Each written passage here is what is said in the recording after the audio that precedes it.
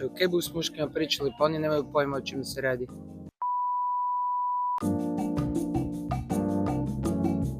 Ekipa, moje ime je Petra i dobrodošli u ediciju Vruće priče s ulice, gdje rušimo stigmu i tabue menopauze. Mislite li da žene mogu dobiti otkaz zbog menopauze?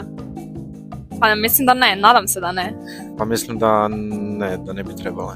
Mislim da baš i ne. Iako ima žena koje su otišle ranije u mirovinu jer jednostavno nisu mogle to sve podnijeti. Jel te to šokira? Da, neugodno. Ne bi trebali biti društvo u kojem je to problem. Mislim da ne, ako da, jako malo, tipa 5% maks. 10% ne znam. Pa ako su nadređeni žene, onda vjerojatno pričaju. Kaj bi s muškima pričali, pa oni nemaju pojma o čemu se radi.